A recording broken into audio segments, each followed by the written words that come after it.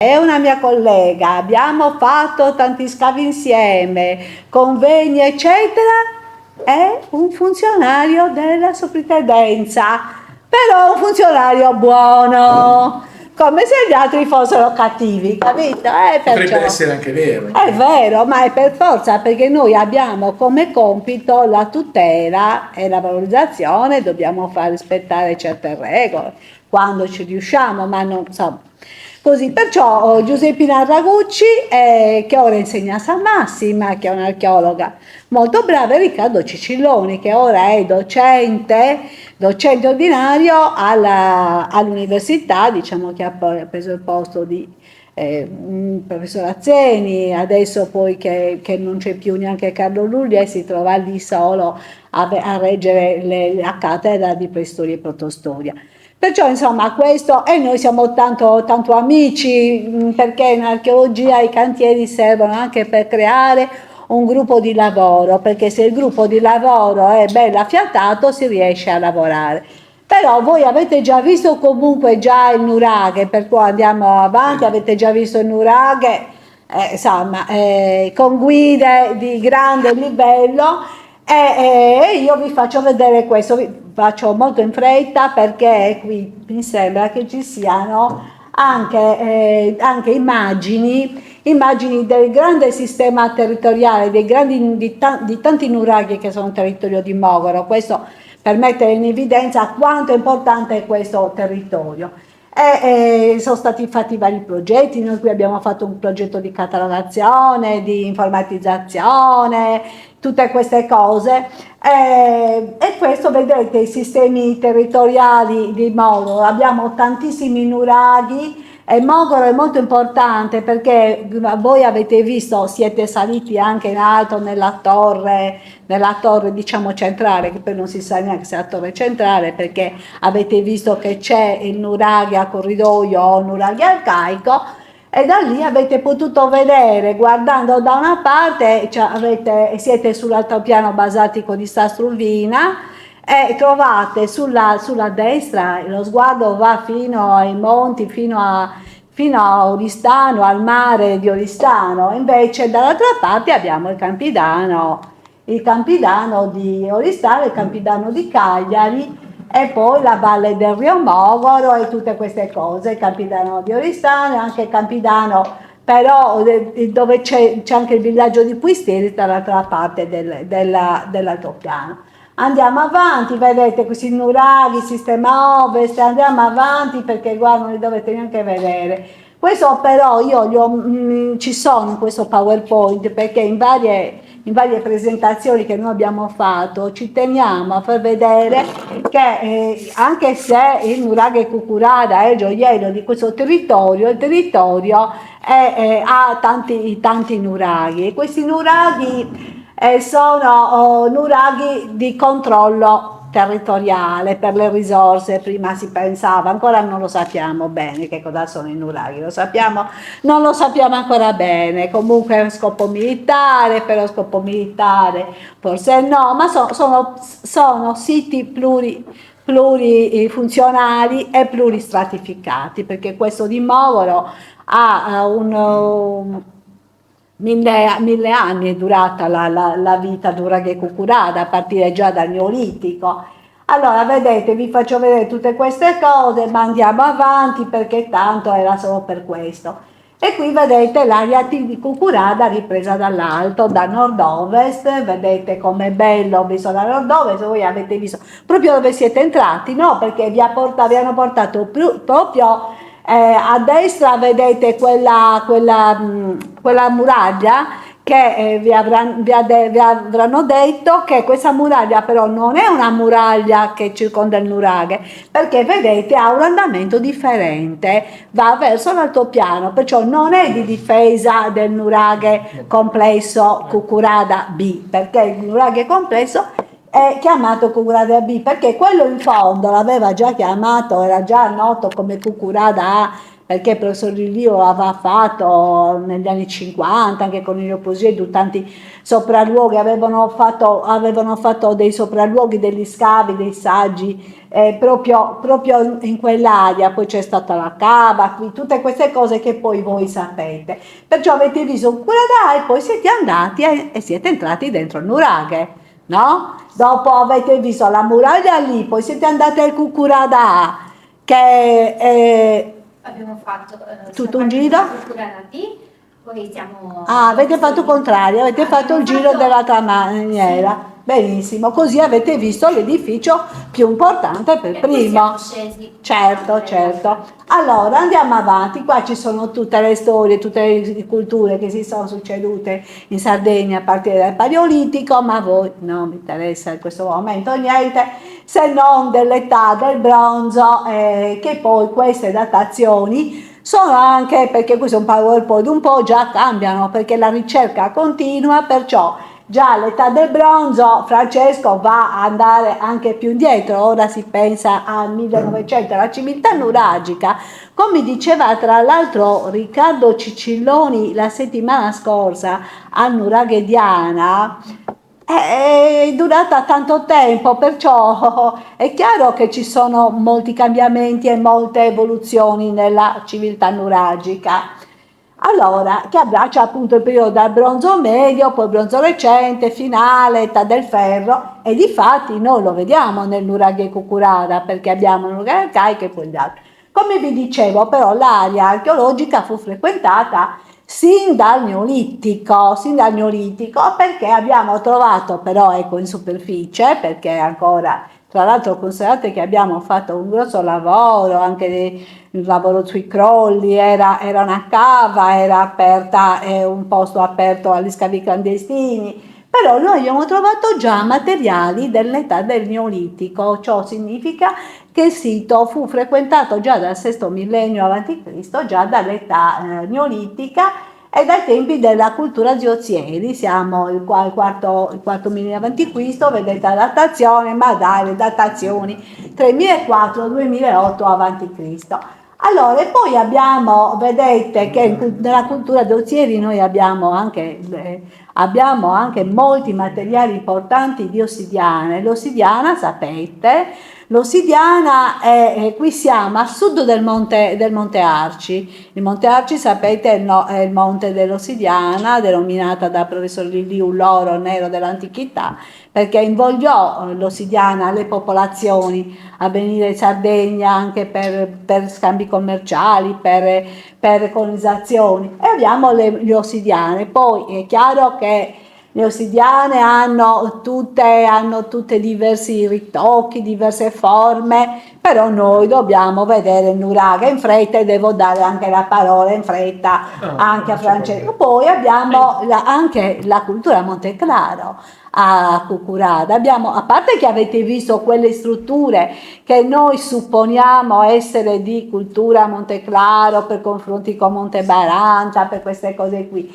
e abbiamo trovato anche però dei frammenti e anche parte di un villaggio edificato in periodo Monteclaro, che poi vedremo. Perciò Monteclaro, come la cultura di Ozieri, prende il nome dal luogo dove sono stati trovati per la prima volta i materiali, cioè Ozieri. Monteclaro prende il nome dal luogo dove furono trovati per la prima volta i materiali. I materiali furono trovati a Monteclaro, l'ospedale psichiatrici, poi l'abbiamo trovato via Basilicata, l'abbiamo trovato un po' in tutta la Sardegna, abbiamo ceramiche, abbiamo strutture monumentali, megalitiche soprattutto, ecco, poi anche questo termine ora non si sa bene se chiamare megalitico, se non chiamare megalitico, se chiamare ciclopico, non chiamare ciclopico. Comunque dall'idea, vedete la muraglia, dall'idea del potere e della possenza di queste murature.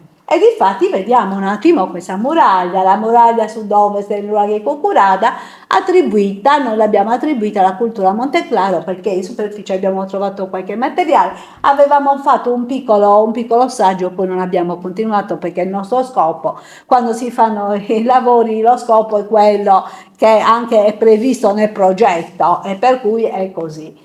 Allora, e poi avevate, no, voi l'avete visto al ritorno oppure ve l'ha detto, appunto, ve l'hanno detto che c'è Cucuradà, che noi non abbiamo fatto un saggio anche lì, anche qui la struttura circolare così ricorda appunto la cultura a Monteclaro, però anche lì si dovrà vedere. Tra l'altro io so, mi sembra che il funzionario ora che lo segue è Riccardo Locci.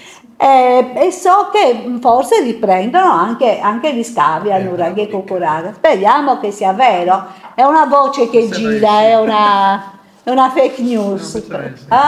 Tu ne sai, vero, di queste cose? Tu ti intendi di queste cose? Ci sono i finanziamenti. Ah? Ci sono i finanziamenti? Ci sono i finanziamenti dal 2018. 100.000 euro. Sono 100.000 euro.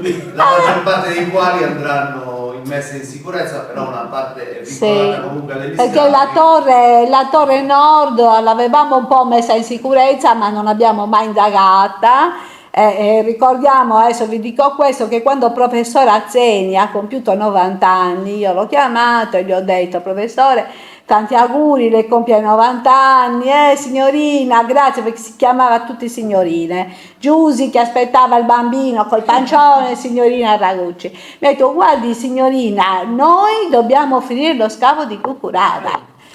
Si ricordi questo? Gli ho detto: si ricordi professore che lei oggi ha compiuto 90 anni e io sono andata appena in pensione, ma sono in pensione, per cui potremo andare a fare una passeggiata noi a vedere, però noi non scaviamo. No signorina, noi dobbiamo scavare, perché la torre nord non è stata neanche indagata.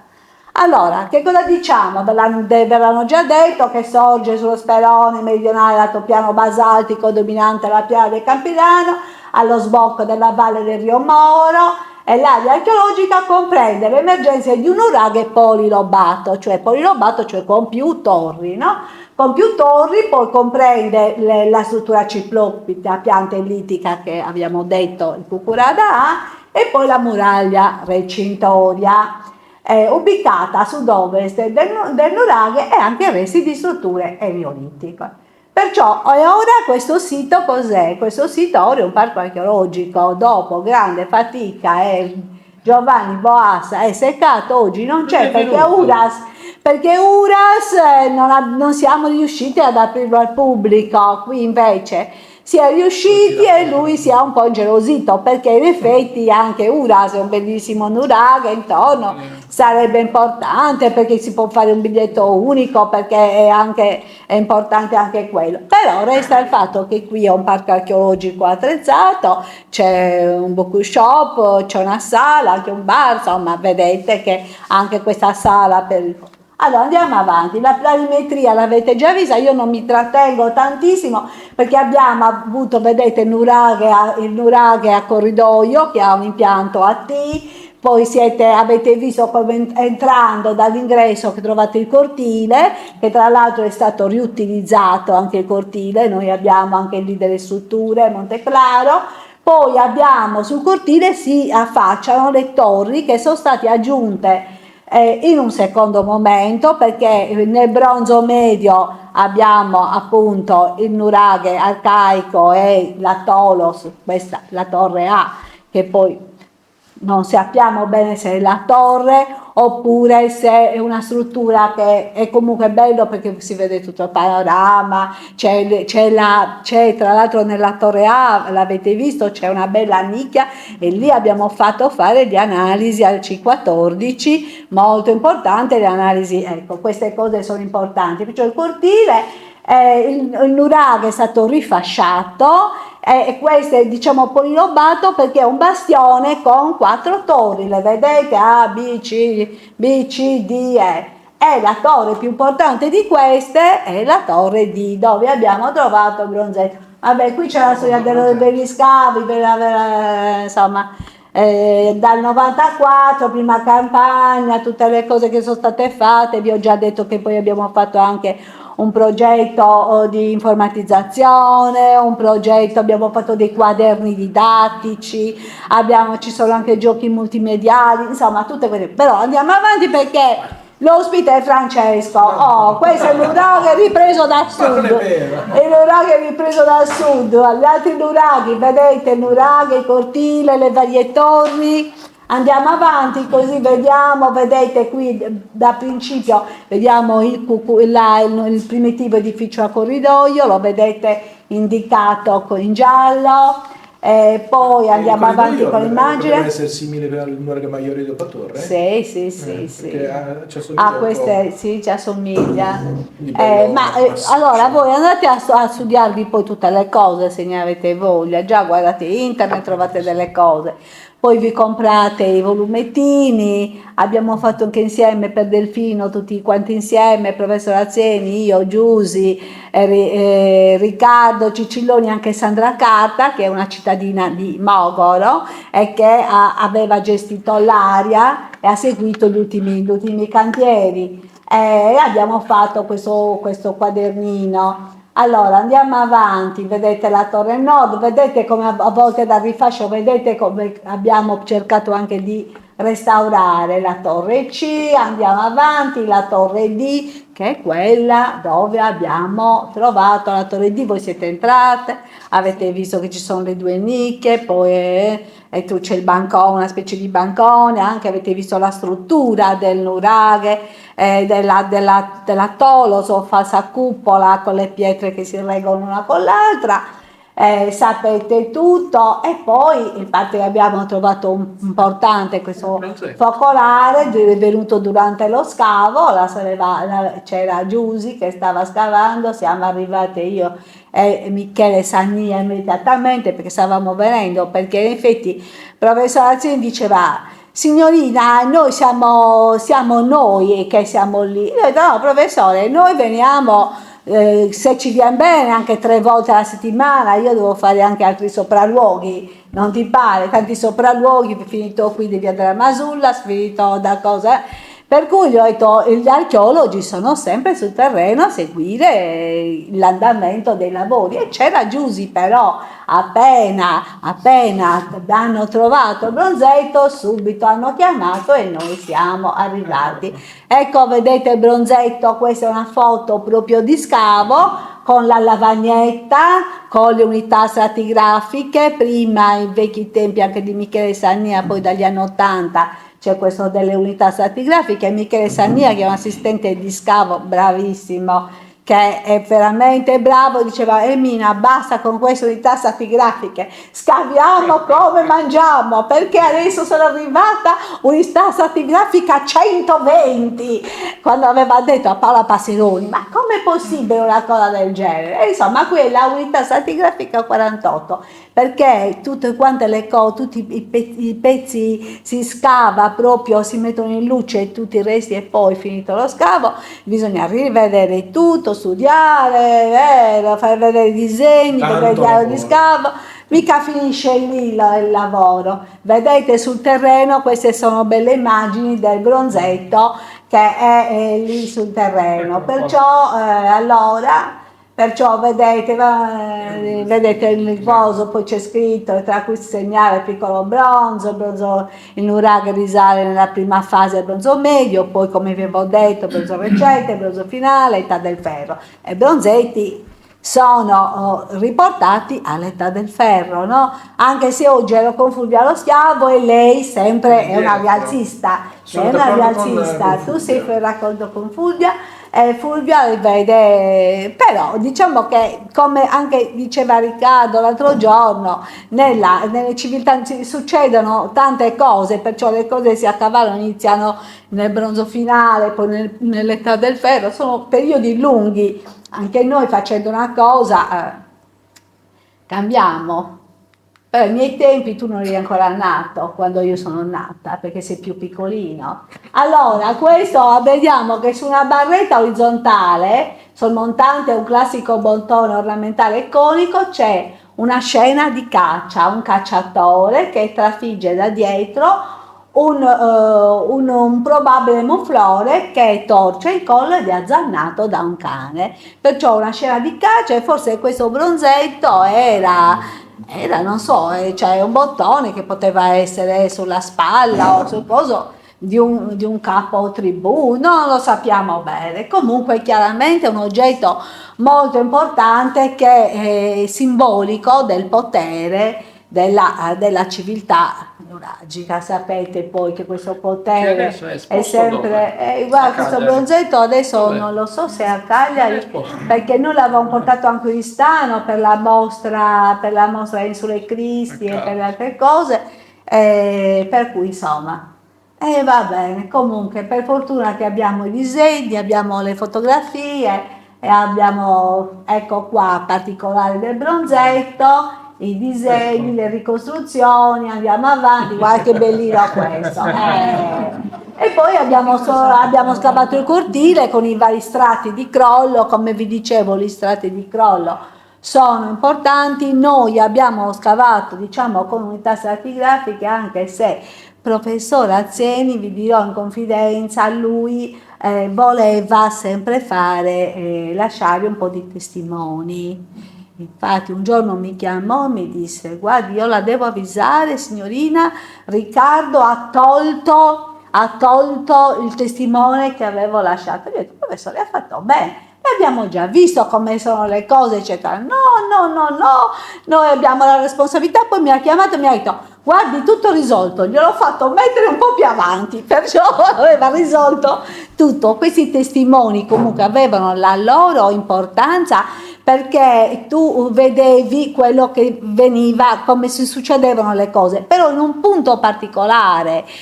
Mentre non è uguale in una stanza, noi non è uguale tutto quanto, in una stanza tu c'è un armadietto, dai un'altra cosa, perciò è chiaro che bisogna scavare in estensione e vedere, seguire gli strati in tutte le parti dell'ambiente, è vero? Però ecco, ci sono sempre tutte le cose pro e contro, perciò abbiamo scavato, vedete, tutte le varie cose, le capanne che abbiamo trovato, poi vedete altre immagini. Questa è un'immagine del nuraghe ripreso da sud, cioè cioè dalla parte dove c'è Cuccurada A, no? Vedete che lì non si vede Cuccurada A, nell'altra lo vedevamo, perciò quella è sud e quell'altra è nord. Ok, siete chiari? Poi abbiamo trovato tutti questi materiali, io li faccio scorrere, sono materiali anche di uso quotidiano, sono stati anche in parte restaurati. Purtroppo qui ancora non si è aperto il museo, speriamo. Io avevo dato anche il nulla osta, mi ricordo di aver dato. C'è un nulla osta dato abbiamo preso il mandato esplorativo e adesso, come chiudiamo, iniziamo a lavorare anche Riccardo ha dato la sua c'è tutto quanto, e io che ho fatto anche il progetto. Anche io ho fatto il progetto, l'abbiamo fatto tutti quanti, però il progetto va in ufficio, io da funzionario bravo ho fatto dare il nulla osta. È meritante. Certo, ho detto, beh, quando mai? Allora, andiamo avanti, ciotole e scovelle, cioè cose di uso quotidiano, lucerne, vedete la tipica decorazione geometrica, con la geometrica a spina di pesce autodidato, che poi trovate anche nei bronzetti, trovate anche nelle statue delle sculture di Monteprama. Ecco perché il professor Lilliu da principio aveva visto proprio la somiglianza anche per il tipo di decorazione geometrica dei guerrieri, no? Delle sculture. Avevano nel bracciale, si vedeva che avevano la decorazione a spina di pesce, gli occhi concentrici come troviamo nelle ceramiche. Insomma, andiamo avanti: frammenti di alari, fusaiole per la tessitura, teste di mazza, macine mattielli, asciamaggi rialzati, l'ingresso prima dello scavo. Andiamo avanti ed ecco un'altra cosa molto importante del nuraghe Cuccurada. Una cosa molto importante è l'ingresso al cortile, perché i nuraghi non sono luoghi di culto, però a un certo punto sono stati utilizzati dopo la loro abbiamo riutilizzo fino all'età romana, fino al IV secolo anche. Per cui fu usato come luogo di culto, e anche lo spazio davanti usato per scopi rituali. Vedete qui le ossa di animali vengono messe proprio anche come offerte animali. Queste sono immagini, guarda com'era l'ingresso. Poi avevamo fatto, come vi dicevo, sono stati fatti dei giochi interattivi che sono stati poi presentati in occasione della settimana della cultura nel lontano, poi nel 2003, non mi ricordo in che anni, però ecco, dove c'era proprio questa ricostruzione delle persone che davanti a scopo rituale facevano danze e balli davanti al nuraghe in età tardo-romana. Perciò fu riutilizzato in età tardo-romana. E cosa abbiamo trovato? Abbiamo trovato queste lucerne, tra l'altro importanti. È importante notare che ci sono culti sincretistici, cioè c'è insieme il culto ebraico e il culto cristiano, che poi abbiamo trovato anche al nuraghe i santumiali di Pompu, e poi anche adesso che hanno ripreso lo scavo, che noi avevamo lasciato una parte non scavata, e hanno continuato a trovare questa situazione. Andiamo avanti, vedete il candelabro a 7 braccia, la menorah. Poi abbiamo trovato spilloni con capocchia antropomorfa, anche questi sono molto belli. Tutti oggetti a scopo rituale, poi materiali in vetro, vaghi di collare in pasta vitrea, anche ceramiche di età tardo-romana, reperti in che metallo, una statuina di lucertola, una lamina, monete, insomma. E questi sono i siti di Nuraghe Cucuralla. Mi sembra che io abbia anche finito, perché pressappoco del Nuraghe Cucuralla abbiamo parlato. Vogliamo dire tutte le altre cose? Che qui c'è vicino Santa Maria, quasi dove è stato scoperto il Paleolitico, che qui vicino c'è il Nuraghe di Pisteris di Mogoro, che l'anno scorso abbiamo anche presentato. Voglio dire, Giusi, sì. nelle prossime settimane pubblicheremo la conferenza che abbiamo fatto qui l'anno scorso, che era tutta su Puisteris, Mogoro, gli scavi, quindi adesso lei non è entrata nei particolari, però nella registrazione invece ci sono tutti i particolari. Certo, lo vedete il villaggio di Puisteris, intanto ve le faccio vedere, tanto io ce li ho qui. Poi era stato trovato l'idioletto di Via Madre, queste sono ceramiche del bronzo medio recente finale. Poi abbiamo fatto degli scavi quando stavano facendo la 131 a Serraneula, cioè una parte del villaggio di Puisteris, i lavori di ampliamento della strada. Si è trovata, abbiamo trovato anche questo. Basta, lasciamo finire i siti in ossidiana, l'età del rame, guarda quanti ne ho. Sei contento che ho tutti questi? Guarda, tutti i sistemi, guarda, Nuraghe, tutto, il pozzo sacro, tutto. Dai, va bene, grazie.